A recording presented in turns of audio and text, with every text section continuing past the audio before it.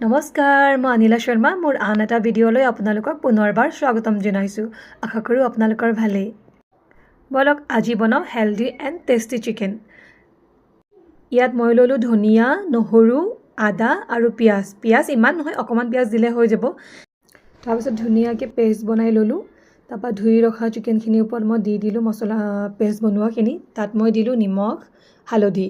বাকী কোনো ধৰণৰ মছলা মই ইউজ কৰা নাই, কোনো ধৰণৰ মছলা নহয়, অকল নিমখ আৰু হালধি, পিঁয়াজ, নহৰু, আদা আৰু ধনিয়া, ইমানখিনিয়ে মই ইউজ কৰিছোঁ। তাৰপিছত পিঁয়াজখিনিও দি দিছোঁ, কাটি থোৱা পিঁয়াজখিনি একেলগে সানি দিছোঁ, সানি আধা ঘণ্টামান মেৰিনেট কৰি থৈ দিছোঁ।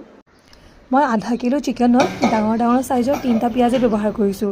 সেই 3টা পিঁয়াজত আধা অলপমান মই গ্ৰাইণ্ড কৰি ল'লোঁ, বাকীখিনি মই মেৰিনেট কৰোঁতে একেলগে দি দিলোঁ।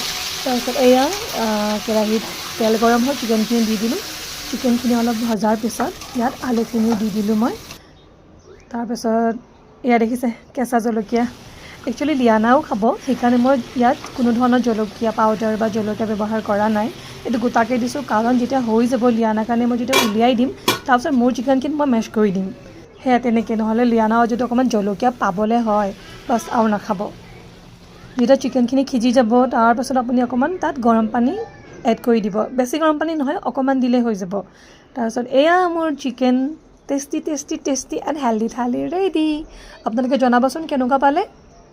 আপোনালোকে এনেধৰণে এবাৰ ট্ৰাই কৰি চাব। 200% মই গেৰেণ্টি দিছোঁ যে আপোনালোকে খাই ভাল পাব।